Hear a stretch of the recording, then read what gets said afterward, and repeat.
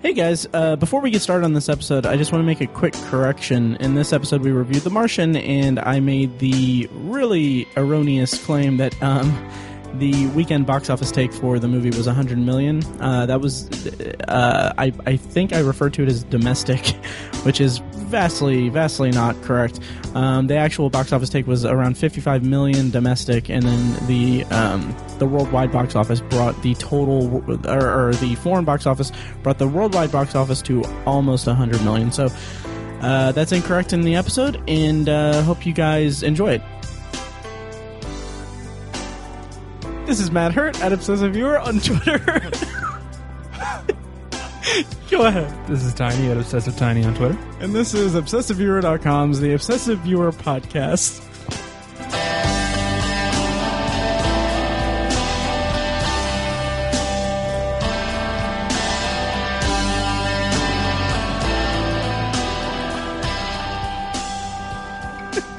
Random. I don't know why. Oh my god. Okay, well, anyway, thank you for listening to the latest episode of The Obsessive Viewer. We're a weekly movie and TV podcast that covers a specific topic, be it genre, trope, movie, or show each episode. You can find back episodes at ovpodcast.com and check out the blog at obsessiveviewer.com. And if you were in the Indianapolis area, on October 16th, we're putting on a show at the Irving Theater in Irvington. It's called Shocktober in Irvington. We're going to be screening short horror films from local filmmakers, going to be having Q&As with the filmmakers, and also doing giveaways and raffles and all kinds of stuff. It's $8 to get in the door cash, or $5 if you have a ticket from the Irvington Ghost Tours. You can find more information at shocktoberinirvington.com. All the money we make is going to be going straight to the Irvington Historical Society. It's going to be a blast. Again, that's October 16th at the Irving. All right, so this week we're talking about The Martian, and we have a guest. It's Robert Fekkes making his 6th appearance as a guest on the podcast. 6th? Wow. Yes. Wow, that's... I didn't realize I've been on that many times. Yeah. He's got to be our most common guest, right? I believe so, yeah. Yep. So thanks for coming on. Absolutely. Thanks for having me again. Yeah. So how's it going? Tiny, how are you doing? I am terrific. Good. It's been cold lately. I love it. Yeah, me too. And Fekkes, is your tattoo completely It finished? is complete. I have had my last session a couple of weeks ago, and no one can see it at work because it offends people. But I'm highly satisfied with it. Nice. Got about $2,200 invested in that lower portion of my crap. arm. So Good Lord. Wow. Yep. Well, if you listen to I believe it was the Interstellar episode, is when, or I don't know if it was the Interstellar episode, I actually think it was College Movies episode. You mentioned it. That was when you first mentioned it. Yeah, it would have been the College Movies episode because I hadn't even thought about getting this back with the Interstellar one. So Okay. Wow. Well, congratulations on it. We'll post pictures on the Facebook page. Cool. Yeah. And the links to that will be in the show notes. It's very colorful. It is. I was a huge fan of that. When he started putting in kind of the neon green and yellow stuff, at first I kind of balked at it because I told the guys, like, hey, look, the background's you, do what you want to do. And when he started putting in like the neon stuff, I was like, yeah. Then a week later, I was like, okay, it works. It makes the rest of it pop. Yeah. That's what we thought too. So Yeah. I'm huge fan of it. So Audio Cool. podcast. But yeah, so really cool, and check it out on the Facebook page and in the show notes if you will allow us to photograph you. absolutely, Sweet. So I can be nude, right? I mean, that's how that oh works. yeah, totally. Okay. Yeah. Preferred, actually. All right. So today on the podcast, we're going to be talking about The Martian, the latest movie from Ridley Scott. It's an adaptation of Andy Weir's breakout hard sci-fi novel, The Martian, of the same name, which is an action. Have either of you guys read the book? No. Okay. But I'm probably going to start soon because my wife keeps she's dying for me to read it. So Nice. I read it earlier this year, and I actually reviewed it on ObsessiveBookNerd.com. And man, it's so good. It was really good, and it's really fascinating because Andy Weir, he's got. I think that he started it as like a serialized, like kind of like series of like little bits and pieces here that he posted online. I think it was on his personal webpage, and then when people were. I think when it was completed, everyone was like, yeah, you got to put it on Amazon so we can buy it and all that. And then he like threw it up on Amazon for the lowest price he could possibly for 99 do. cents. 99 cents. Yeah. And then it became a huge hit. What's his background? Does he have a science background? Or I don't know. I don't remember. I feel like I don't know where I'm pulling this out of, but I feel like someone I'd heard say that he's not like he doesn't really have a strong science background. It's just like a hobby for him. And apparently, yeah, I think I can't remember. I can't say with any certainty what he was doing or whatever, but I think that he just was a fan of science. But I think if I'm remembering correctly, at the end of the book, there's a little like Q&A section pages in that. Must be pretty one-sided for the reader. Yeah, he's nice. But I think like one thing that stuck out to me, and I might be butchering this, and I'll check it because I have the book in my room right now. But at the end it says one of the questions is Star Trek or Star Wars, and he said Doctor Who. Nice. I was like, that is awesome. So that's why you gave it such a glowing review then. Yeah, and it's funny because like a month ago or so, I sent him a message just on Facebook saying like, "Hey, I really like The Martian, and if you want to be on a podcast, you know, we're here." But he said that he was too busy, which makes sense. That makes sense. This is nice enough to respond. Yeah, with actually, a personal response. Yeah. I was very Personal happy. brush off. Yes. Oh yeah. Oh yeah. Andy Ware, if you're listening, I love your work. Anyway, so before we get started on our actual discussion of the movie, what circumstances did you guys see it in? And if you don't mind, I'll go first. I actually went to a screening of it last Tuesday night. Before it came out, and it was one of those like GoFobo screenings, and no one I knew could go. Like neither one of you could make it. Yeah, my brother couldn't make it. No one could go, so I was there by myself, and then I Cassie was dying to see it, so I was like, "Are you free?" And Cassie was like, "No." She would have happily gone with you. Yeah, well, that's the problem of Tuesday night screenings. Right. Yeah. So no one was available to go, so I went by myself, which was fine. And I really had to pee the entire time. That might be too much information, but it made the intensity of the movie a lot more. So the dramatic sequences really stuck out. It was such a ticking clock. But yeah, so that's the circumstances under which I saw it. It was a packed theater, obviously, because those screenings are really packed. So I got to share space with some strangers, and it was not that awkward. Did you have that armrest battle? Who gets the armrest? A little bit, not really though. I just kind of sat like kind of. Oh, you were the passive with my one. hands. I'm always the passive one. So how about you guys? Tiny, how did you see it? I saw it yesterday, being Sunday. Nice. I saw it. It was actually a night viewing. I wanted to do like a matinee, but the Colts game was yesterday, so they ended up winning, so that was nice. Nice. But yeah, I saw it last night. Relatively full theater, actually. Nice. I was kind of surprised. I think I meant to look at how it did financially over the weekend. It won. 100 million. Nice. Yeah. I'm so happy to hear that. And I want to say an additional 55 million overseas, but that might be in, I don't know. Wow. Oh, that's great. That'll skyrocket overseas then. Oh yeah. Well, that number doesn't surprise me because Skyrocket. Ah, damn it. I wish I was that clever. oh, that's funny. So yeah, I'm not surprised at that number because even last night at a 620 showing, a standard definition, or it wasn't 3D, just a regular. Nice. Yeah, I forgot to mention I saw it in 3D. You saw it in 2D? Did? I saw it in 2D. I specifically only wanted to see it in 2D. Nice. Yeah, so that was the way I saw it. Nice. Fekkes, how about you?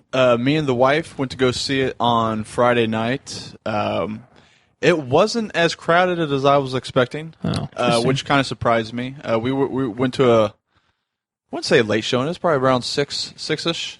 We saw 3D, and the only reason we did was because time constraints, and I'll continue to say this, added nothing to the film for me. Yeah. 3D is just so... Spoiler alert for the discussion, I agree. Yeah, okay. Yeah, but yeah, it wasn't that crowded, but early evening show, me and the wife, so... Nice. Mm-hmm. Well, that's awesome. Cool. So how about just broad strokes, and then we'll get into the actual discussion. I, for one, love the movie. I struggled to write a review for it because I was kind of just not really feeling writing a review. I was busy. But I did finish the review, and I rated it like 9.0 out of 10. Nice. And I loved it so much. Even coming from someone who read the book, I really appreciated the way that the script just followed the beats of the book, as well as captured what was so endearing about Mark Watney as a character, because in the book he's it's all an epistolary story, and that comes across in the movie as a video log that he's recording throughout his whole adventure. But in the book, he has such a unique sense of humor, and that came through really well in the movie, and I really appreciated that from Drew Goddard's script. So, how about you guys? Who wants to go first? I can kick it off just to keep the turns going. Right. I will give you the broadest stroke possible. Currently, my movie of the year. Oh, wow. Nice. Yeah. Very nice. That's it. That'll be my broadest stroke possible. Currently, my movie of the year. It might be mine too, actually. Yeah. Well, I'd say if you're going to see one movie with Matt Damon stranded on an island, co-starring Jessica Chastain, go see Interstellar. No, I'm just joking. Just joking. Interstellar, I haven't heard of that. I didn't love it as much as you guys did. I thought it was a really good movie. I think it was a little too hyped up for me. Okay. And it didn't hit the mark that I was expecting. I enjoyed it, thoroughly enjoyed it. I don't know if I might put it in my top 10, but it wouldn't break my top 5. But. Okay. Huh, okay. Interesting. This will be a fun discussion then. Yeah. And it's little things. I'm probably being too nitpicky on it, but there's just a couple things that bother me. I will say that there are specific reasons why I didn't mark it like 9.5 or 9 or 10. So so we'll get into that in a bit. I would say if I'm going to get a number value, I'd say 7.5 to 8. Probably closer to 8. But okay, cool. So Fekkes' 6th and last appearance on Just kidding. So I don't really have much in terms of notes. How did you guys feel about the just the visual style of it? Because this is the second, this is the second space sci-fi movie that Ridley Scott's made in the last couple of years. The first one being Prometheus, and I think that was his first like space movie since Alien. Since like Alien, Yeah. So it's kind of interesting that he would go back to this template so quickly too. Yeah, and he's also working on Alien Paradise Lost. God. Which, Yeah. we'll see. So the visual style, yeah. Yeah, I'm glad you mentioned Ridley Scott because he's a pretty distinct director, and I think he has a style that kind of stands out. And I didn't feel that in this movie, and I agree. I mean that in a positive way though, because I think when you do that, it can be a great thing, but sometimes it sort of feels like you're kind of waiting for the director to pull out his tricks, or draw from his barrel of visual, cliches. No, cliches is not the right word, but visual cues. And it's, like I said, sometimes that's nice, and there's nothing necessarily wrong with that. But I didn't really feel a lot of Ridley Scott in this movie, which is kind of maybe that speaks volumes to. The author, I forget his name. What did you say his name was? Andy Weir. Or just the screenwriter, Drew Goddard. Maybe that speaks volumes to them and the visual effects team and the actors. But I don't know. I didn't really feel that, and it didn't bother me at all. And it was pretty cool to see a space movie that really wasn't about space so much. Right. It's just about this guy trying to make it. It felt very intimate. It did. It was. Yeah. Yes. Yeah, very intimate. And not voyeuristic at all. It had such a inclusionary feel to it. I don't even know if that's a word.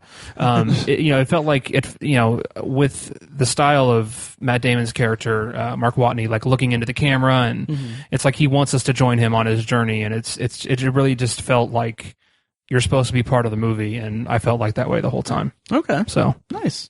Fekkes, what did you think about the visuals?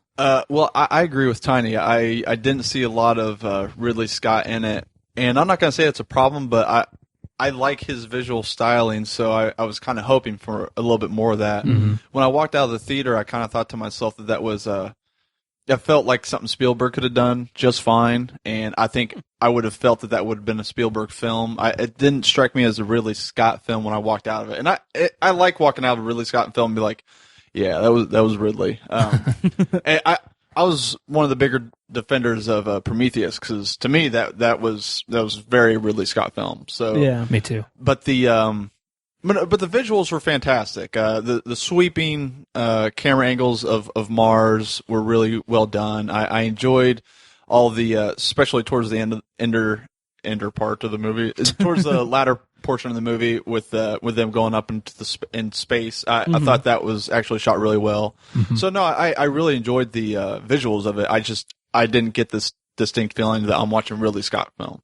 That makes sense. Yeah, I was really just taken in with the visuals of it. Like you said, the sweeping landscape of Mars and all the space shots and really the Earth scenes I could kind of give or take, but seeing like the NASA operations and JPL working together and stuff like that. I mean that had its own like visual tone and visual cues and everything, but I was just really into the Mars visuals of it. Like there's just wide shots of Mars through different points of the movie, and none of them are repetitive. None of them seem boring or anything like that. Yeah, I agree with that. It was just such a beautiful movie, such a beautifully made movie.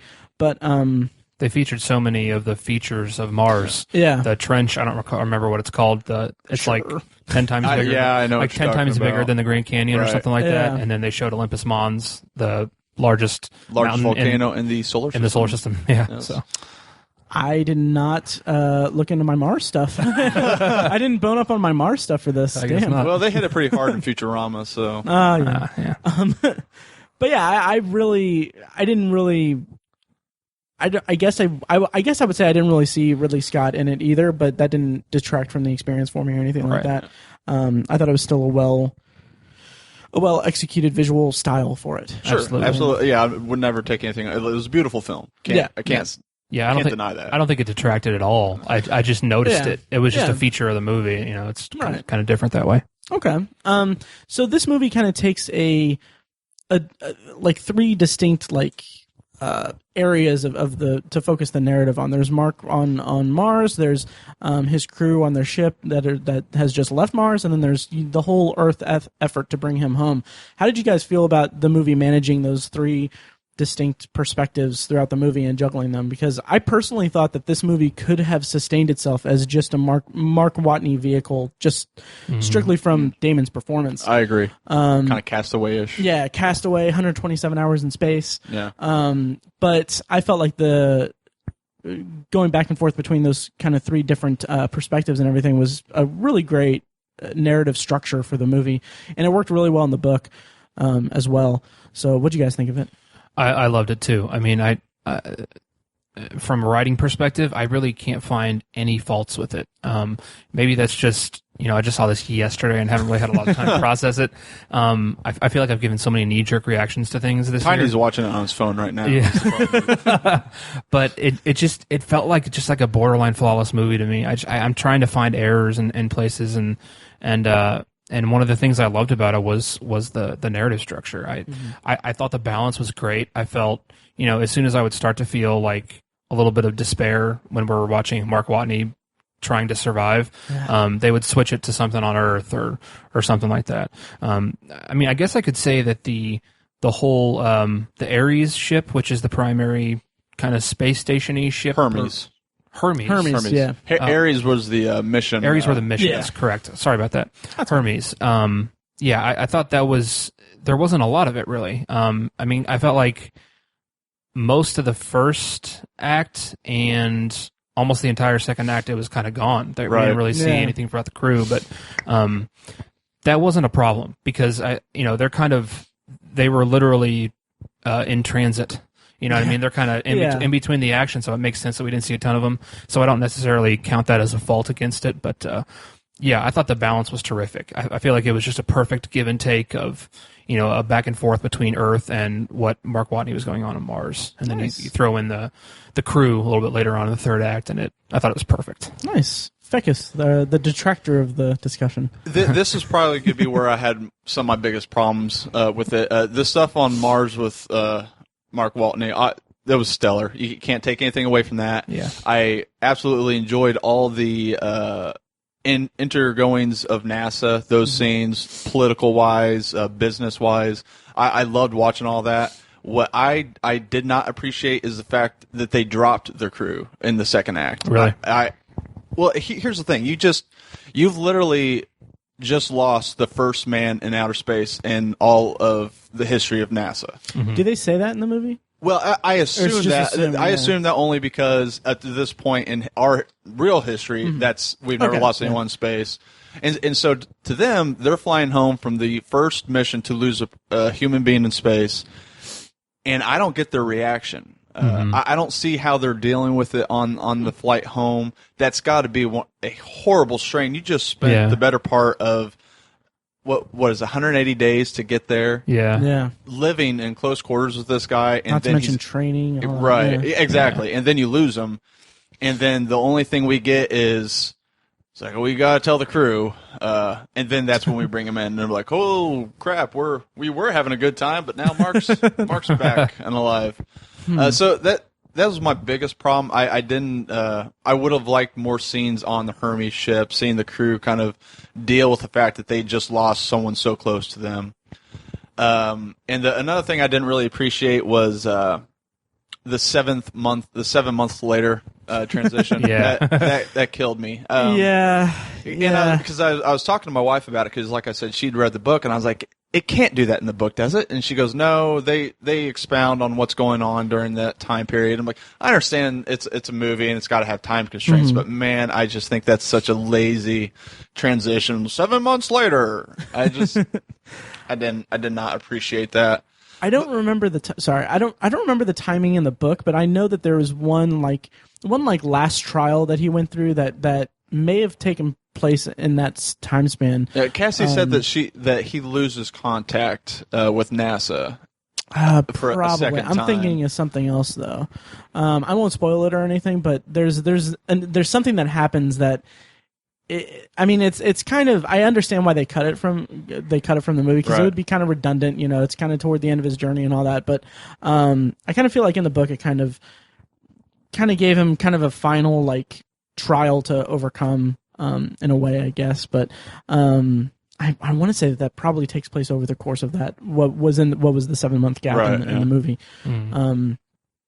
But we should probably be careful about tiptoeing around spoilers. But but like I said, the stuff at NASA, that was a really good break from the tension on Mars, and I really loved the geopolitical stuff that was going on with NASA and some of their counterparts.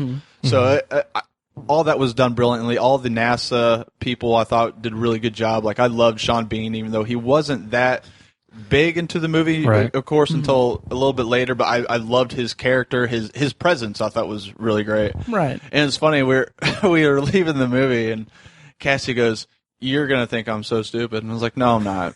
And she goes, "I didn't realize that was Ned Stark until I saw his name in the credits." And she goes, "It doesn't look like him." I was like, "It looks exactly like him, except for the fact that he doesn't have long hair and chainmail. That's it. It looks exactly like Ned Stark, and he has a head." Right. Well, man, it's funny you mentioned that because I thought it was a really interesting casting choice using Sean Bean for that character. I agree. He didn't die. Yeah, he didn't die, and he plays so many villains. I mean, even Ned Stark was kind of a strange turn for him because he plays so many villains, or at least antagonists. And so it was a little. He was. I can't remember. He wasn't really that antagonistic. He was antagonistic against Chiwetel Ejiofor's character, right? More towards Jeff Daniels. Jeff Daniels. Yeah. So there was a little give and take, but I mean, he wasn't like an evil character or anything like that. Right. He had noble intentions in every action he took in the movie. Right. And it was just kind of a different thing for him, at least for what he's famous for, anyways. Right. Yeah. But yeah, I mean, everyone was just so awesome. I was really happy to see Donald Glover. Me too. I was just about to say Donald Glover. I loved his character. I did too. I really loved that character, but at times it kind of felt like he was like channeling Abed. It reminded me so much of the episode of Community. I think it was season 5 where it's the they switch personalities. Yeah. And he's like he's Abed. It's the Freaky Friday episode. Yeah. And it just kind of like that took me out of it just a little bit because I was like, maybe it's because I didn't follow Community up and past the second season, but The scene with him and Jeff Daniels. Oh, that was great. beautiful. Like that took any criticism I had of his portrayal in the movie completely away, because it was just it was phenomenal. Who are you? The director of NASA. It just puts the pen back. Yeah. That was so great. Like that and Watney's just basic humor. It brought great levity to the movie. The humor portions from Matt Damon's parts were amazing. They were fantastic. That was great comedic timing and just it brought levity to a horrible situation. And he nailed it. Like I loved his performance. Yeah, I think you could almost call it a comedy. I it was so funny. Right. I mean, it was, and to your point, Fekkes, about them just kind of, it kind of did feel like they almost like they brushed off the whole fact that like, oh, this is a monumental event in human history when they thought that he was dead. Right. And like they kind of just brushed past it. You don't get to see. You're right. You don't get to see the crew's reaction to it. And also, I felt like it was just a really kind of awkward placement of the scene where Jeff Daniels gives the press conference, and then it cuts off. It cuts off because and it's just like he's like Mark Watney is dead. It's like say more things. Don't cut to Mars. Yeah. Well, I think part of what influenced that scene is that, and this is something I wanted to talk about, is that this. I loved how much of a fantasy this version of NASA is, because you can see sort of in the background how they have like this sprawling campus and all this amazing resources, and it's just this like clearly it's just this hugely funded thing, and they're talking about 5 missions to Mars. That is an absolute, that is a ghost compared to the NASA we have now. It's a fantasy now. Yeah, and it's just like the movie inspired me so much to like. It inspired me to want us to get to that at some point. Like I hope that in 50 years from now we have a NASA like that. That would just be so incredible. The plan is to currently land a human on Mars in 2039. Yeah. Right. Is the current plan. So yeah, whether or not that happens, Neil deGrasse Tyson does not seem to be that optimistic. But to your point, I feel like in this version of NASA, they are much more highly publicized than what we have now. And so like Jeff Daniels' character, his job as a PR guy is so much harder. It's kind of like being the PR guy for the Kardashians as opposed to NASA, because every single tiny little thing that happens, he has to control how it comes out. And so I can sort of understand why they made that decision. Well, I mean, you got to take it into consideration too. If this say this does happen, you're talking about taking like NASA hasn't had this kind of what's the word I'm looking for, attention since we were putting men on the moon. Right. So it's going to be similar. We're going to be putting human beings on Mars, so they're going to have that kind of attention. The public is going to be very vested into what NASA's doing. They're not going to do it right now because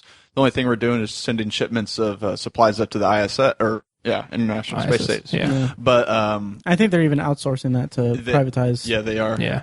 Companies. But that kind of touches on that exact like. Tiny, you kind of circled around the reason why I didn't mark it a 10 or 9.5, actually. Oh, really? Yeah, and this is, it's such a, it's a hard thing for me to say because I am so much just a hardcore supporter of manned space exploration and the NASA program. And I absolutely adore the amount of quality space movies that we've been getting, like Gravity was Gravity inspired people to the same way that The Martian has, and I really hope The Martian inspires more people than Gravity does. Me too. Right, and even Interstellar touched on us not going to the moon or exploring anything anymore. But what I feel like The Martian did, and this wasn't. I felt like it got a little too wrapped up in its message because, and it's hard for me to say because I'm so on board with their message of saying like, this is why we need manned space flights, this is why we need to explore and everything like that. And they kind of just really hammered it down, like really on the nose, saying like characters saying like, this is a very huge event in human history. And I'm like, you don't need to say that. It felt a little bit like they were just kind of preaching to us that we need to fund NASA, and this is why we need NASA to be operational at a level that it hasn't been for decades now. It just felt, and I'm kind of conflicted with that, because that's not really a fair criticism, because the state of NASA's space program and the state of humanity reaching for space is at such a level to where you need to have that level of just on the nose message pushing in your movies. But at some point it kind of reached a point of diminishing returns for me. It kind of felt like they didn't reach this point, but it felt like, I mean, you could kind of edit around it, and you can kind of spin it as like, someone could probably see this as like just propaganda for NASA, basically. And that's really, really anyone harsh. needs it, NASA does. And yeah, absolutely. I mean, you're coming from a perspective for someone that's really behind manned space programs, but the general public doesn't care. Yeah, and so I have no problem with them being kind of preachy about it. Yeah, and I mean, like last week, to me, it was an amazing announcement. There's flowing water on Mars. Yes, I talked to everybody, and no one gave two shits about it. And I was like, do you not understand the implications of this? Yeah, right. And no one does. Right, no one gets it. Yeah. It's sad. Two things about that, just really brief tangents. There were two images that I just loved that came from that. It was two like little comic strips. That one was because it had, like, they announced, for context, they announced that they found flowing water on Mars the day after we had a supermoon that was like the blood moon or whatever. Mm-hmm. And then it was something like it showed like a comic strip that one panel was the blood moon saying like, "Oh, look at me on Mars, haha." And then when the lunar eclipse passes, it shows him like as the moon is a regular moon saying like, "Ah, whatever, who wants to be Mars?" And then the next panel was Mars crying. I thought that was so beautiful. That's awesome. And then the other one is a little more crass, but it was a picture of I think it was just text of NASA saying like, or Mars saying like, "Hey, come over," and then NASA saying like, "Oh no, you're too far away," and then Mars saying, "I'm wet," and then NASA saying like, "We're on our way." Yeah, I saw that one. That's good. Just God, but yeah, to reel us back in, the like even as just such a strong supporter of that message, I just felt like they could have delivered it in a way that didn't feel like such a not crowd pleasing, so much of a feel good, like just there was something about it that didn't connect with me, like the delivery system of it. I mean, I felt like it was just a little too on the nose for me, and maybe my opinion will change. I disagree with you. I think there's a proper amount of push for me for NASA. Mm-hmm. I think showing the general public getting behind the mission once they're trying to. Mm-hmm. I would like to think that that's how the world would react. Oh yeah. Yeah. If anything, I need more propaganda. I don't know. I feel like NASA is such a bad shape financially right now. It needs all the help it can get. So yeah, I agree with Fekkes. I mean, I totally get your point that it was a little message heavy. It was, yeah. I feel it was just slightly like ham-fisted a little bit, but yeah. Anyway. I was. It was just such a feel good notion that I didn't care. Yeah. I guess that's the way I can put it. So, but I know what you mean. Yeah, like I said, this marked it down from a 9.5 to a 9 from me. Right. So it's not. It's almost negligible. It's almost negligible. It's me finding fault where there is not that much fault. And Fekkes, your point about the lack of the lack of crew involvement until the third act was kind of just spot on. The most apt criticism you can find in the movie. But when they bring the crew back, the crew stuff is fantastic. Oh, absolutely. Yeah, I mean it. Oh, yeah. It's amazing. Yeah. And one thing that I loved about that was two things actually. Was we don't get to see like their reaction to it that much, and it wasn't played up as much as you would think. But then again, if they played it up more, it would be more along like just a little too dramatic. And they're professionals. They're astronauts. They're humans though too. Yeah, Mm-hmm. yeah. But I loved the interplay between Michael Pena and everyone on the ship. Oh, Michael Pena continues to he's impress me. phenomenal. I love that guy. He's so underrated. He is. But he's getting good roles. So. He is. Yeah, it's true. He's come such a long way since I loved him in season 4 of The Shield. I never watched it. He didn't have a lot to do in that, though. He didn't, and he was kind of well, he had a good. We'll talk about it at some point in the future, Tony, and maybe a bonus episode about The Shield. But anyway, The other thing that I really appreciated about the Hermes crew was the way that, and this isn't a spoiler or anything, but two characters in it have a relationship on the ship. Right, yeah. And I loved the way that it was so just downplayed and so just understated, and it could have been like this.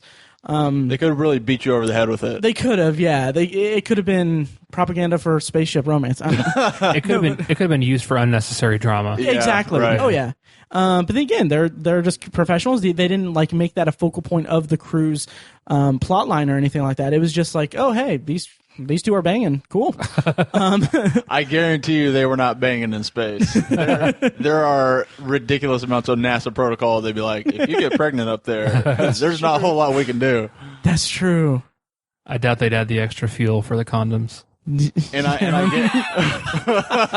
get we're gonna need a year's supply of prophylactics, guys.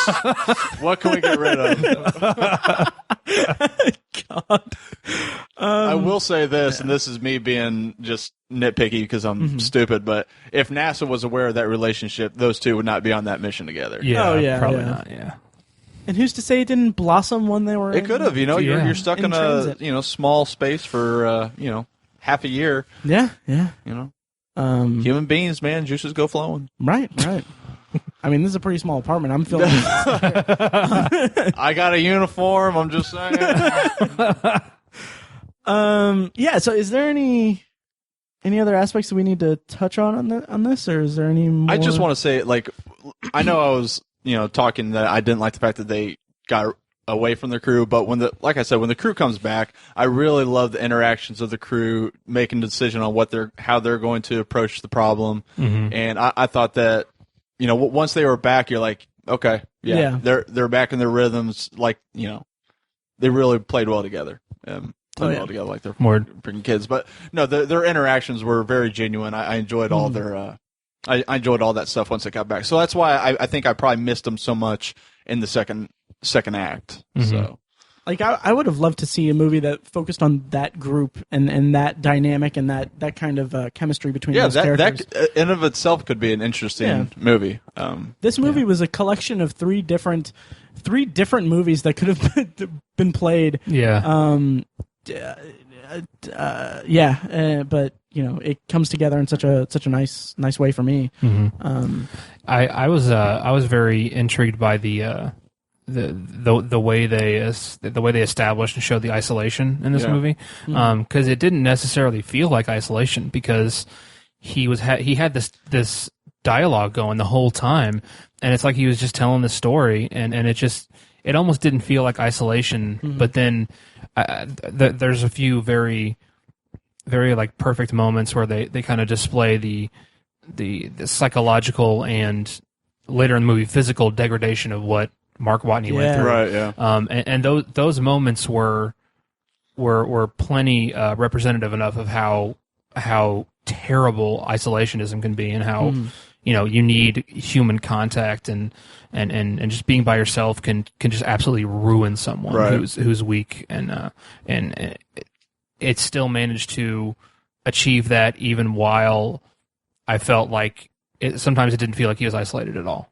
Yeah. So it was just a very, very, very talented presentation of that, and that balance was really well done. And a lot of that was Matt Damon's performance. Oh yeah. I mean, you talk about performances of actors that have had to just do with what themselves. Tom Hanks in Castaway. And, I think Matt Damon even did a better job of it than Tom Hanks did in Castaway. I thought his performance was fantastic. Absolutely. Yeah, absolutely. And there was a scene.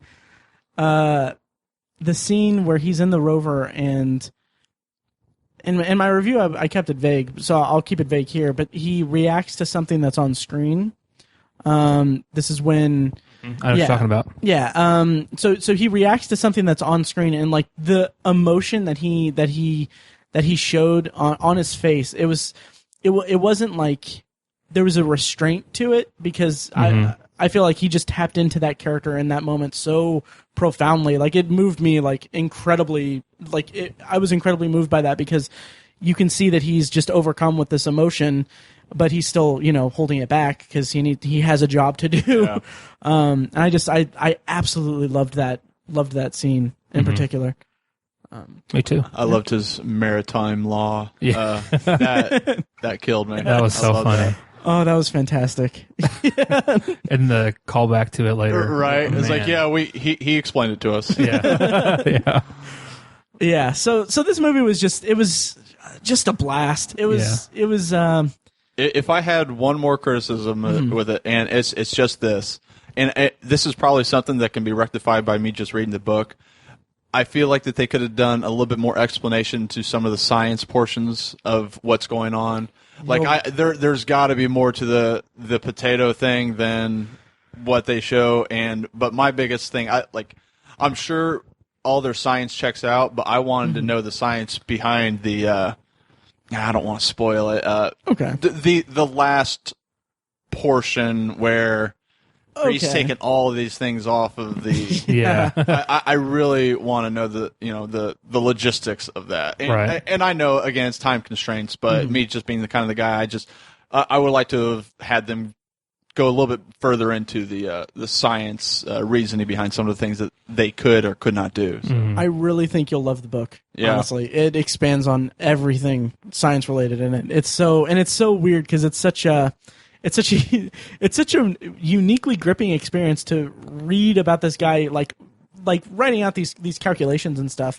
And it's like it still grips you, even though it's like he's just talking about math and how he needs to survive with this like rationing stuff, like actually talking out the math in the book. It's really great. I absolutely love that. It kind of reminds me of the throwback to Apollo 13 when Kevin Bacon's character and Bill Paxton's character, and Kevin Bacon's like, I don't think they're telling us this, this, and this, and this, and Bill Paxton goes, well, why are you so sure? And he goes, because I can count. And he's sitting there with the pad, I don't know. I like that line. It's like, you might be able to count, but those are equations. And that's one thing that I really loved about the movie also was that it kind of took an Apollo 13-esque approach to it, and it was filmed almost like kind of at least in the NASA scenes and everything. It's kind of like a docudrama style. Yeah. Because every new character had like a little title card and their title and everything, and it felt like that, coupled with the just very realistic portrayal of science. I mean, I'm not a scientist, so I don't know how much they got right and how much they got wrong, but seeing that together felt like this was a combination of Apollo 13 and 127 Hours and other survival movies, stuff like that.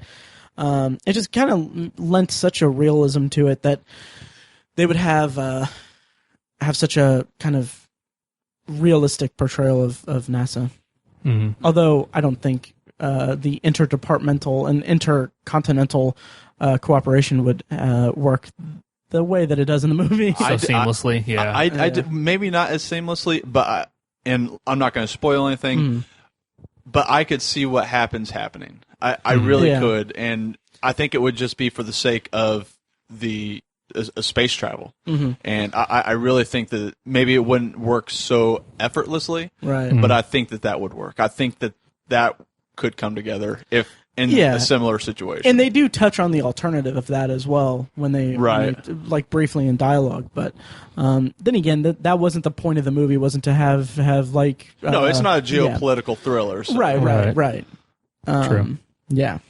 So, is there anything else we need to discuss about The Martian, or should we move on to Potpourri, or anything? Any last words? I will say this: I saw a funny thing on the internet today. It had a little overview of the Earth, pointing out little mountains, countries, and then there's a little dot above the Earth, and it says Matt Damon. So I thought that was funny.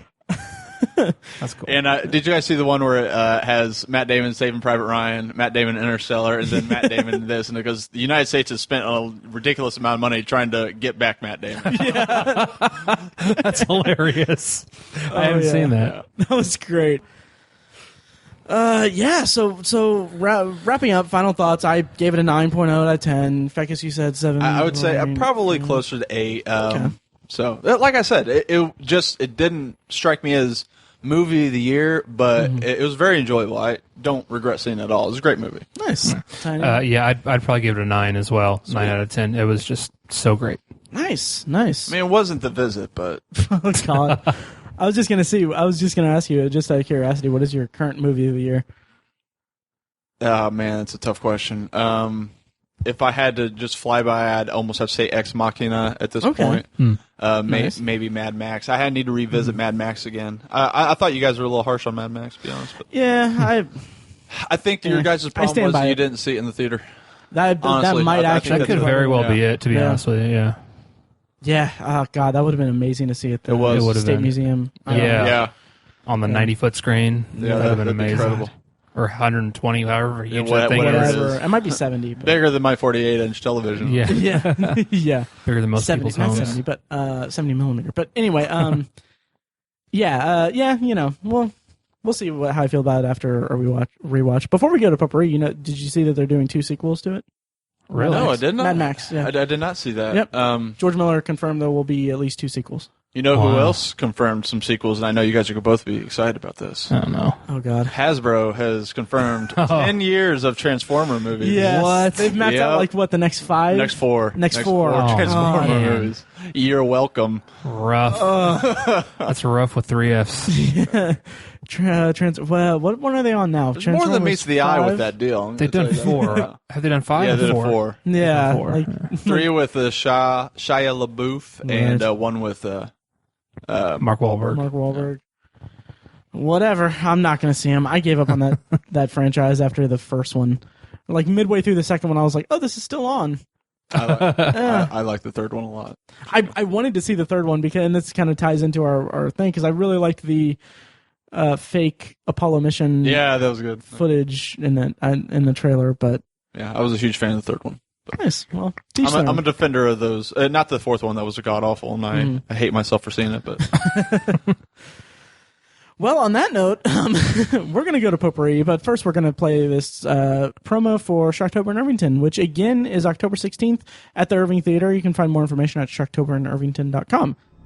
Join the Obsessive Viewer podcast on October 16th, 2015 at the Irving Theater in Indianapolis for The Obsessive Viewer presents Shocktober in Irvington Part 2. It's a one-night event screening of short horror films from local artists J.P. Leck and Synapshot Productions. There will be giveaways, raffles, interviews with the filmmakers, and so much more. All proceeds will go directly to the Irvington Historical Society. Go to shocktoberinirvington.com for more details. And prepare to be shocked. you can see my tattoos live and in person. Yes, that's right. Fekkes has confirmed that he will be there. So if Incentive. Exactly. Yes. If you wanna see the face of the voice that you've heard 6 times on the podcast. Yeah. So yeah, Potpourri. Let's do this. Potpourri for first time listeners is a section of the podcast where we talk about we kind of wrap up the show with a little discussion of stuff that we've watched lately and stuff that we're wanting to watch, stuff like that. We call it Potpourri, anything we want as long as it smells good. And Fekkes, since you are our guest, what do you want to bring up for Potpourri? I'll bring up first. I got 2 things, but I'll bring up the kind of the lesser one right now. I just purchased the Blu-ray of Age of Ultron Avengers, and I was very much looking forward to the Blu-ray. I love the movie. I'm a comic book nerd, so it's no secret. But everything I heard through the production was that there was like 45 minutes of footage cut from the film. And there's a lot of things that I was hoping to see expounded upon and deleted in extended scenes. So I was really excited to get it for that. I was hugely disappointed. Oh man. That bums me out. There was not even 10 minutes of extended and deleted scenes. Jeez. 3 of the extended scenes were what you would expect out of deleted scenes. They needed to be deleted. Yeah. But there was one deleted scene, you can call it a deleted scene. You can call it a reimagining of a scene. Would be probably a better description of it. But it's Thor's little trip into the magical pond of destiny. Yeah. And they should have kept what they cut. Okay. They do a little bit better job of explaining what's going on there. And they kind of redo the entire scene specifically. In the cut DVD portion of it, he's not just in a pool having a vision. they explain that it's a connection between Asgard and Earth, and it's protected by some outworldly spirits that he has to kind of sacrifice himself to, and he kind of gets possessed. And through that possession, they're explaining the Mind Stone to Eric Selvig. So Eric Selvig has a bigger portion to play in that part too, not just Thor's taxi driver to the pool. But I was really disappointed that they changed it for the way they did the movie. I liked it better in the deleted scene.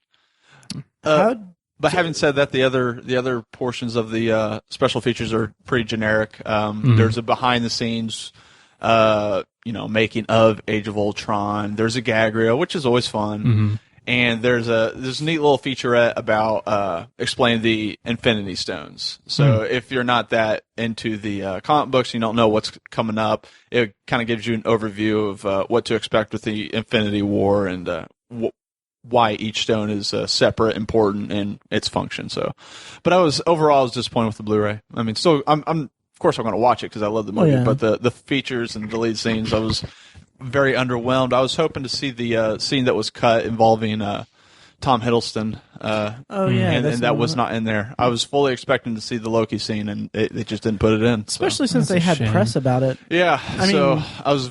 Maybe they're going to do like some crazy extended version, a year from now. Who knows? But I hope they will. It's weird that Marvel has the resources of Disney. Yeah, you would think that they would have they would pour out just really expansive and expensive Blu-ray editions with special features and stuff. But then again, it's Disney. Maybe they're going to put it back in the vault, and 10 years from now, have the ultra special edition with new deleted scenes. That's true. But with this version, I was just disappointed. But I paid $17 for it. So how do you guys feel about? How does it make you guys feel about the? This is way in the future, but not really way in the future, but Star Wars Blu-rays for the new movies. I'm good. Are you talking about like the ones that are still that are going to be released, or the new movies? Like I imagine that like with something that has that much fanfare behind it, I'll buy every single copy that they put out. But it would just be I don't know what I'm saying exactly, just that it would be a shame if they had a lackluster Blu-ray releases. It's Star Wars. Maybe I'll be disappointed, maybe I won't, but usually I'm not disappointed with special features. It was just this particular movie because I knew that there was so much. Like I knew that Joss Whedon had a 3-hour cut, and I really wanted to see what had taken place.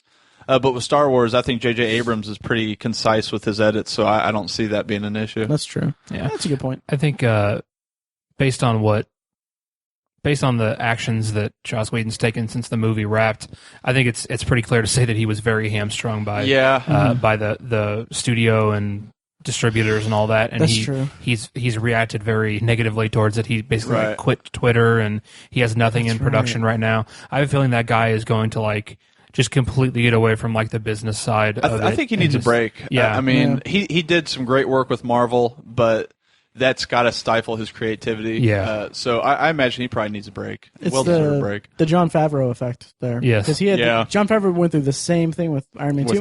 Maybe not the same thing, but same reaction. I bet I'm sure they pretty much told him these are all the things you need to put into this movie, and it probably wore on John Favreau quite a bit. Oh yeah, that was the whole thing. John Favreau's whole thing was that they gave him a release date, and then that's the whole thing was pushing toward the release date, so he couldn't do the script that he wanted to do. He couldn't make the movie that he wanted to make. Right. And he was forced to put in all the S.H.I.E.L.D. stuff. It was nice of him to come back to play Happy in Iron Man 3, though. That was cool. Yeah. It was good. With mullet and bullet tie and all. So. I just hope that Joss Whedon makes his chef after this. Yes. I think he'll probably go back and do something a little bit lower budget. And he kind of did that after the first Avengers. He did the Shakespearean... Much Ado About Nothing. Yeah, Much Ado About Nothing. Which I think he filmed it in secret. I love that. With Greg Clark, too. I love that, yeah. Clark Gregg. Sorry. That's fine. Sorry, Agent Coulson. I have a feeling he's going to do something like Dr. Horrible sing-along blog. Yeah. He's going to just do something in secret, just fund it himself and just put it out however he wants and just not be constrained by anything. That'd be great. Yeah. So Tiny, what do you got for Potpourri? Mine's really short. I haven't watched much lately, but I am really looking forward to The Walking Dead starting back up. Nice. It starts in a week. this week. Sunday. Yeah. Yep. Starts on Sunday. Yeah. So I mean, I'm really ready for it. I mean, I know it's such a controversial show anymore. So many people have fallen off, and people don't watch it anymore. People just can't stand it, or people are just so in love with it. It doesn't matter how good or bad it is. I've actually really enjoyed what they did last season. I like the dynamics that they set up and all the new characters clashing with the old ones. I just really appreciated it. And I'm looking forward to what they do this season. It's funny because this past weekend I watched the last half of season 5 because when I came back, I think it was right before I was about to move, and I didn't have cable installed or anything like that, so I couldn't really watch it in real time or anything. So I just kind of waited for Netflix, and it's funny because after I watched like the first couple episodes after they came back, I actually went back and listened to an old episode of the podcast. It might have been comedy sequels, or college movies, but it was in March, and because I remember you guys talking about actually it was the Avengers trailer bonus episode, Potpourri thing, maybe not bonus episode, but you two, because Fekkes, you were on talking about The Walking Dead coming back, and like Fekkes, you specifically talked about the episode, I think it was called Them, where they with the barn. Oh yeah, yeah, and it's funny because when I was listening to the podcast, and I don't want to rehash old discussions on the podcast, but from my context for listening to that was after I had basically turned that episode on, got about 15 minutes into it, and then fell asleep for like 4 hours on my couch, and then eventually like went back and listened to or watched it on my tablet when I was laying in bed getting ready to go to sleep, and just thinking like, my God, this was so boring. This was the most useless episode that they've done. So rough. Rough. Yeah, but I will say that the rest of the season was actually, pretty okay. Once they got to Alexandria, it was pretty interesting. A new dynamic opened up, and it's such a dumb thought, but the kind of the chemistry between Andrew Lincoln and Alexandra Breckenridge, is that her name? The girl that plays Jessie. Mm-hmm. Okay. I want, because in the show she's married. I just kind of wanted him to show up at her doorstep with boards and such. Oh man, with like really cheesy, God. like because hashtag Love Actually, guys. Yep. Oh my God, that's yeah. What pains me most is I knew exactly where you were going with it. Because I have to watch that movie every year with Cassie. So. Yeah, man, I have to watch it every year too. Yeah, I'm forced to watch it. I don't hate it. I don't. It's actually enjoyable. I love it. I like that movie a lot. So Tony, you're looking forward to that. That's awesome. I am, yeah. Yeah. It ended well. Season 5 ended well. So sometimes it's a chore for me, but I'm always on board. And I get that. Yeah. I've said from day probably 42 of the show that that I will watch it always because I love zombies and Greg Nicotero is amazing. Yeah. But it was a struggle. Sometimes I will watch it when it hits Netflix at the end of like a year after it airs. Sometimes I get like 4 episodes behind because I'm just like, do I really want to do this right now? Yeah. But, yeah. It's I will say that something kind of struck me about that, and then I'll go on to my potpourri section. But I was looking up on IMDb. You guys know that Andrew Lincoln hasn't done a single acting and hasn't taken a single acting role since The Walking Dead premiered. Why would he need to? Well, exactly. But everyone else has acted in other things. It's just he hasn't. He does a lot of like narration in the UK and for documentaries, I think, and voiceover work. But he hasn't portrayed anyone but Rick Grimes on television or in film since. Well, you got to think that's 20-some episodes for a season. That's 13 to 16. It's still. I mean, that's a long commitment. And And I'm not faulting the guy or anything. No, you hate him. No, well, no, I'm just you called him lazy. I heard it. I'm just saying it's an interesting bit of trivia, and I totally respect that. I assume that if he has wife and family and stuff, he doesn't. That's why I think he said that on the Nerdist, his episode of the Nerdist, that he's a very very passionate family man. Yeah. And so I think Walking Dead's got to be at least 6 months out of his year. Oh, absolutely, if not more. So. Oh yeah, in Atlanta too. So. Yeah, in Atlanta of all places. Yeah, so that's cool. Not that there's anything wrong with Atlanta. I'm just saying it's not. I believe it's Hotlanta. Well, for Potpourri, I'm going to bring up since it is Shocktober, On the here at the Obsessive Hero, we like to celebrate what we call Shocktober. A little bit less of a focus on the podcast side this year, but I do want to mention something Shocktober related. And I watched the movie The Den, which is a movie that Mike brought up on the podcast months ago. Mike being our co-host who is on sabbatical from the podcast. He brought up The Den, and The Den is a movie that's currently streaming on Netflix. It's about a woman who is given a grant to study like kind of do kind of a chat roulette kind of thing. Like she's given a grant from her school or from a school to study the people that she meets online in this chat roulette kind of thing. So that's the setup of it. It's a pretty flimsy setup. I'll get to that in a second. But the rest of the movie is she kind of stumbles upon some like really creepy kind of it's kind of a slasher basically. And she's being kind of hacked and taunted through this. The kind of the main draw of the movie is that the entire thing takes place over laptop screens. Kind of like that movie Unfriended. Yeah, I never saw it. Very reminiscent. Yeah, which when Mike brought it up on the podcast, he mentioned that The Den is a much, much better alternative than Unfriended, which I never got a chance to see. No desire. Yeah. But this is a more grounded kind of, because I think Unfriended was all paranormal stuff. Yeah. But this is a grounded in realism kind of thing. And I was into it. I really enjoyed it. If I haven't said that yet, I enjoyed this movie because it kind of sets up things in a way that, like, within about, and it's only like 77 minutes long, so it's not a long watch or anything. And so as I'm sitting there watching, I'm kind of like thinking like, oh, okay, well they're clearly setting it up so that this is going to be the end game here and all that. But then by the end of it, like it's completely not what you expect from that, and it kind of ends on a really interesting kind of note that I thought it was definitely a lot of fun. It was really good. It was really good, and the acting in general was just okay, but it's a horror film. Yeah, exactly. It was fun. I'll give it that, and I was really glad to see that. I was nervous that it was going to go in a certain direction toward the end, but it didn't. I'll leave it at that because it'll be spoiling. But yeah, I really enjoyed it. I recommend it. It's on Netflix. Yeah.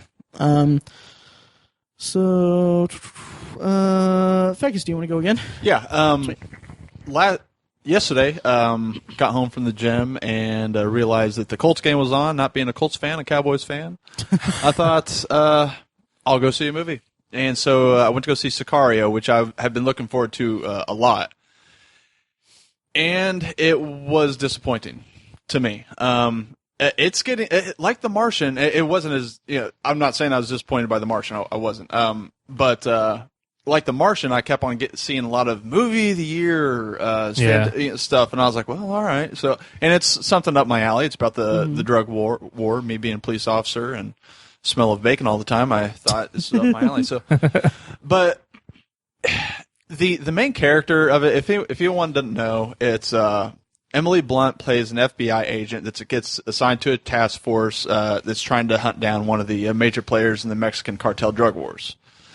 And for her being a team leader in a SWAT position in the FBI, her character came off so naive, and really? it bothered me, and because she was just so flabbergasted by some of the things that are going on and some of the things that the other agencies are doing, and I'm like, you do have the news, right? you do know that the United States have done some pretty shady things, even recently. Fast and Furious, not the movie. I'm talking about the arms deal between the cartels in the United States. But she's just like, oh my gosh, I can't believe this sort of thing is happening. And the whole time, like every time something happens in the movie, and she's just like, oh, I have to smoke a cigarette now. I'm like, you can't be in your position and not know these things are going. I mean, I'm a local police officer. Yeah. I know how some of these things work in the federal system. Maybe it took me out of the movie a little bit too much. But her naivete just really bothered me. It's not to say that it's a bad movie. there's a lot of good things about it. Some of the action sequences are really well done. There's a scene that takes place at the Mexico-U.S. border that was fantastic, but was taken away from me because, again, she bugged the crap out of me during that action sequence. You're a SWAT trained officer, and she's like, do I get my gun out? Should I get this gun out? Yeah, there's guys with fully automatic machine guns. You might want to get your pistol out. But maybe if her character wasn't so ridiculously naive, it would have been a better movie for me, because there were some great things about it. Josh Brolin put in a strong performance on it, and Benicio del Toro killed it. I loved every single moment I saw him on screen. That's good to hear. To me, he really brought the movie out for me. So it's not a bad movie. There's a lot of good things to like about it. There's a lot of insightful things about the drug trade. If you're not that in tune to it, that is pretty spot on, pretty factual. And something so little to me is a lot of times in movies like this, you'll see like some of the if you don't know, like, a lot of the agencies will use a lot of military people to do some of their high-risk ops. And whenever you see that in a movie, you see these guys that are just ripped to shreds. Yeah. Just, the Arnold Schwarzenegger crew from Predator. Yeah. And that's not realistic. And even for Special Forces guys. But they do a really good job portraying the Special Forces guys. And they look like what I would expect. And, they're not bodybuilders. They're guys that are well-trained, and they're gruff. But some of the realistic aspects they put into that, I really appreciated. So it's a really good movie if you can get away from Emily Blunt's portrayal of apparently a 12-year-old girl that got into the FBI. It's funny because so I had the full intention of going to see The Martian again, because I wanted to see it in 2D, and I wanted to be kind of, to have another take, because I saw it for free for the screening. So I was like, you might as well pay for it to see it. But then I saw that you checked into Sicario on Facebook, and I had heard a lot of the buzz about it too. And so I was like, you know what, I'm just going to go see Sicario. So I went and saw it, and I was just really lukewarm over it. Yeah, I don't understand where all the heavy praise is coming from. I want to say, and this is such a disservice. It's not. This probably isn't the case, but it is. I believe his name is pronounced Denis Villeneuve. He directed it, and he's the guy that made Prisoners. Which I was underwhelmed with as well. Yeah, but I mean, he carries a certain weight, and maybe there's a bit of expectation there. And I will say that the movie, for what it is a beautifully, beautifully made movie. Like the shots of Juarez are amazing. They're beautiful. As horrible as to say, the border towns in Mexico are, for lack of a better term, they're war zones. Yeah, but the way they shoot Juarez it's beautiful. It's very beautiful. And I really loved that. Like Roger Deakins was the cinematographer on it, and I think that the way that he composed some of the shots and the way the lighting was, it was just so, the way everything was framed was so. It was one of the best looking movies I've seen. Yeah, I would agree with that. But story wise, like, completely disengaging for me. Yeah. Like I actually wrote a review, and I'll probably post it this week. But I actually gave it like a 6.5 out of 10. I gave it a 7 on IMDb. It was like. And I think that, and we don't need to get into like a big discussion over it or anything, but I feel like the Emily Blunt's character being that kind of naive character, she's our conduit to the story. She's the audience surrogate. So she's supposed to be, and that's kind of, it's not believable. It's not. It's definitely not believable. And I'm not in making her such a willfully ignorant and in the dark character. It made it so much more difficult. It didn't intrigue me as to why the agencies are behaving this way. It didn't intrigue me into what was going on with Benicio del Toro's character or anything like that. It just made me think, like, there's nothing in this movie for me to latch onto. Yeah. There's nothing in this narrative to make me become invested in it. And did you not even appreciate Benicio del Toro though? I thought he lit up the screen. I thought he was fantastic, but I felt like he was the main character of the movie, but the movie didn't tell that to us until well over halfway through the movie. 100% agree. 100% yeah, and I felt like that was like if they had started from the beginning and shown his arc throughout the movie from beginning to end, instead of having what is ultimately a completely superfluous character introduce us into this narrative and be our conduit to the narrative, but instead showed his thing, instead of steeping him in just really unnecessary mystery, really. And then it got to a point where we basically got his backstory, and then from there, it was too late. It was too late. Yeah, it was like, okay, well, we just found out this stuff about him, so now we need to be really invested in what he's doing. And I'm just like, the shot's really beautiful. It's just, it was so disorienting and so just not disengaging for me. There was one aspect of it that I really appreciated, and it was a bit of a side story that kind of showed a minor portion of a Mexican police officer's life, which I appreciated. It didn't really fit the narrative, and he didn't know where it was going.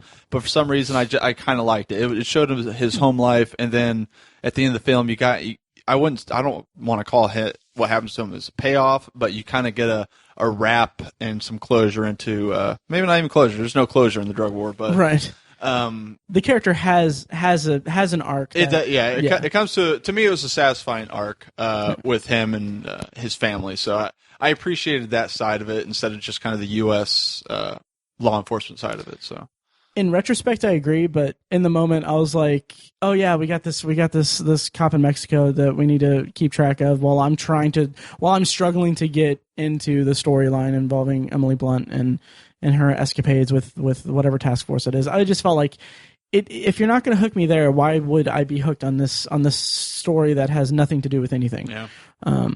Yeah, so I don't know. Yeah, Tiny, you haven't seen it, have you? I haven't seen it yet. No. Okay, we didn't spoil too much, did we? Oh, not at all. No, okay. we red box it. Yeah. Okay. Yeah, totally. Or matinee it, Yeah. Or go see it right now. You know what? Go see it right now. We're not the boss of you, Tiny. Yeah. So, Tiny, do you have any more or anything? I don't. Okay. I'll just run through just a quick thing real quick, and then we can call it a night. Two things there, but returning fall TV. I watch a handful of shows. I've watched the latest season, which is season 3 of Brooklyn Nine-Nine. They've aired 2 episodes now, and it's still hilarious. It's fantastic. There's season 2 ended on a cliffhanger. Which, Fekkes, have you watched any of Brooklyn Nine-Nine? Sitcoms, not. Oh, you would. Okay. If you go into it with that, I don't know if you'll like it, but it's basically a workplace comedy at a police station. Right. Yeah. It's Andy Samberg. It's hilarious. I like Terry Crews. Yeah, and Terry Crews is fantastic. But the show's really good, and it ended on a note last season that kind of had this kind of not cliffhanger, but they were like, they introduced a new captain for the precinct, and then it wasn't revealed who it was at the end of the finale. Which at the time I was like, okay, well they're obviously going to just wait and cast someone, and it'll probably be a big name actor or whatever. And then they revealed who it was in the premiere, and then like it's funny because he just has one episode as captain, and it was really funny. I won't give away who it was, and you can probably it's probably all over the internet, obviously, but probably unlike last week's episode of. Yeah, but it's good. The show's good. I'm really enjoying it. And then another show that I've watched lately is The Last Man on Earth. Season 2 premiered, and have either of you guys watched last season? I've caught bits and pieces of it, and it's intriguing enough for me to maybe is it on Netflix? It is on Hulu Plus. No, it's on Netflix. Well, I'm not going to pay for Hulu, but if it ends up on Netflix, I've seen bits and pieces that would make me curious to watch it. So it's the most unique comedy that's on network TV now, right? Without a doubt. First season kind of didn't overstay its welcome, but it overdid its shtick a little bit. And season 2 so far in the first 2 episodes is kind of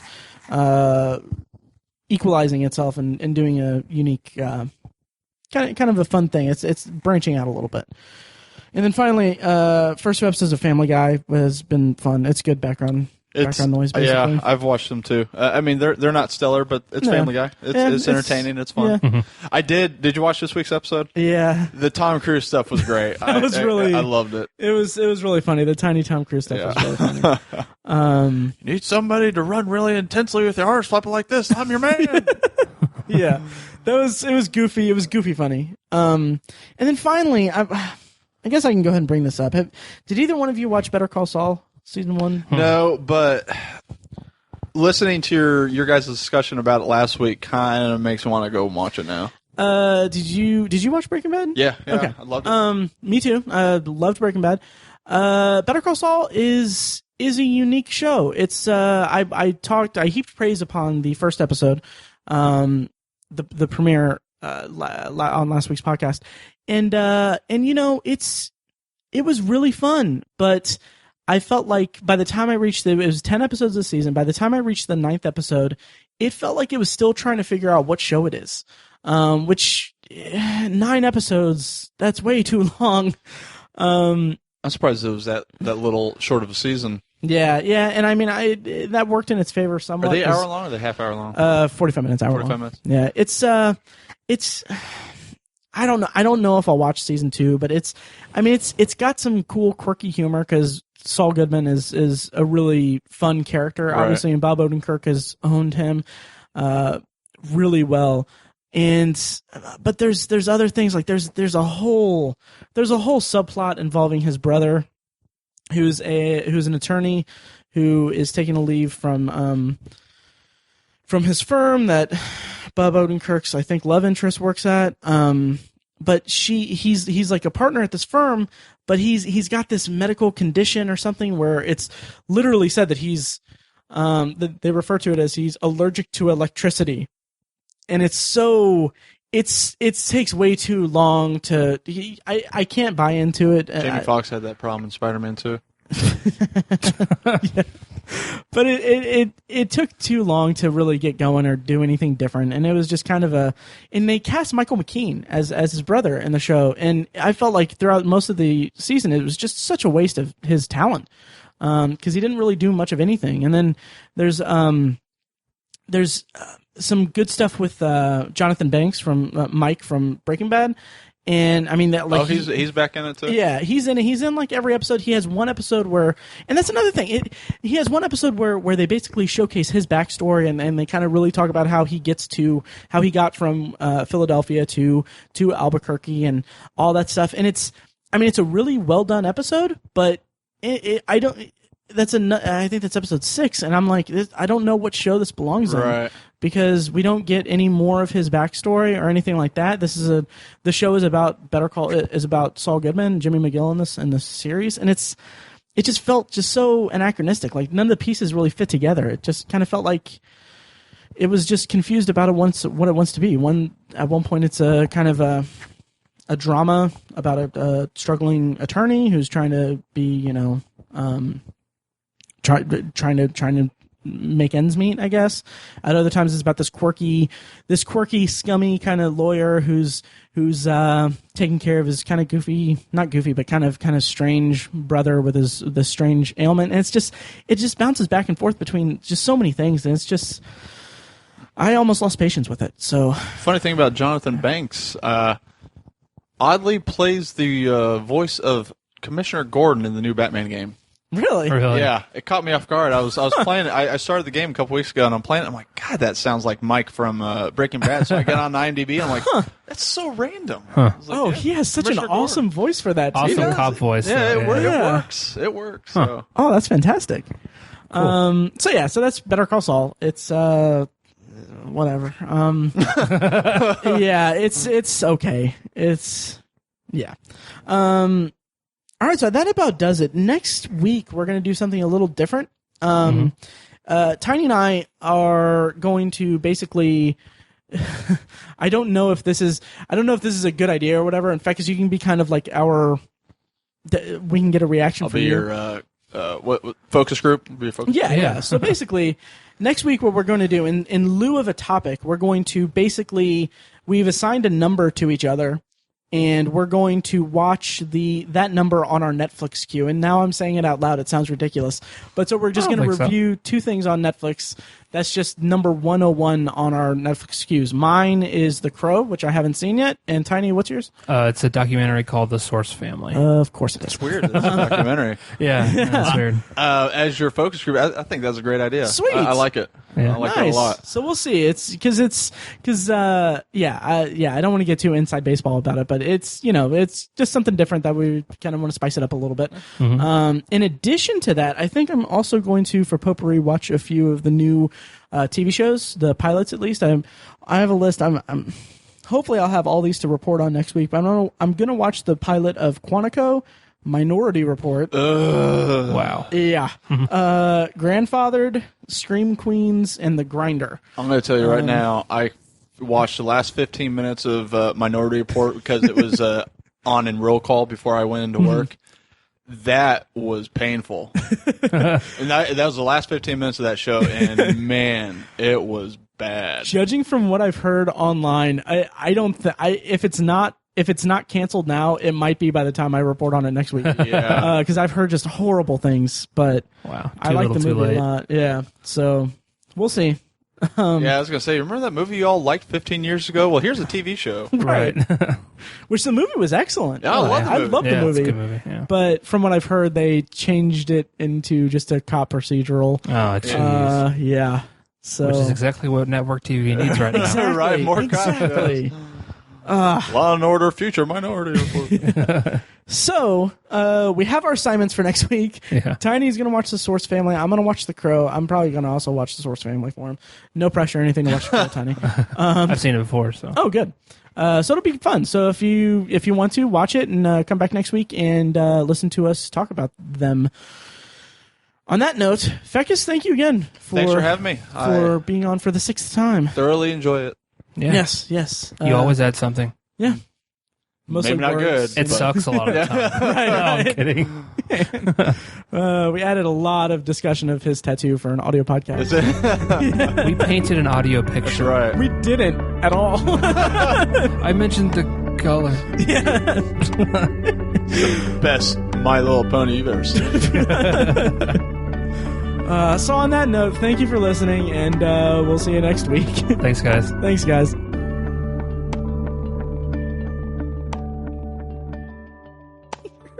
It's it's visual. I'll have to cut this from it, but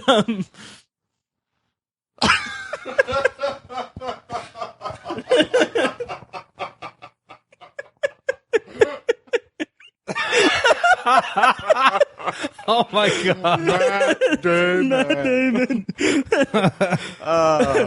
Matt Damon. Matt Damon. The Matt Damon. That's hilarious. Starring Matt Damon. Thank you for listening to The Obsessive Viewer, presented by ObsessiveViewer.com. You can find more of our episodes at ovpodcast.com, and you can subscribe to the show on iTunes, Stitcher, or your preferred podcast app. The Obsessive Viewer's theme song is An Eclipse of Events and is provided by Loudlike from their EP Mistakes We Must Make. You can find that and more great music from them on iTunes and like their Facebook page at facebook.com/loudlikemusic. Any and all feedback on the podcast is encouraged. You can email the hosts individually at Matt, Tiny, or Mike at ObsessiveViewer.com, or send an email to the podcast in general at podcast@ObsessiveViewer.com. Check out the Obsessive Viewer blog at ObsessiveViewer.com, where we post movie and TV reviews and the occasional editorial about the business of entertainment. You can also like us on Facebook at facebook.com/TheObsessiveViewer and follow us on Twitter at ObsessiveViewer, at ObsessiveTiny, and at IamMikeWhite. If you want more obsessive content in your life, check out our sister site, ObsessiveBookNerd.com, for book reviews, author spotlights, and a general celebration of reading. Finally, if you're philosophically curious, check out Tiny's side project podcast, The Secular Perspective, which explores the concepts of faith, religion, and existence from the perspective of secular hosts. You can find that at thesecularperspective.com and subscribe to the podcast on the podcatcher of your choice. Again, thank you so much for listening. We love you. Be excellent to each other.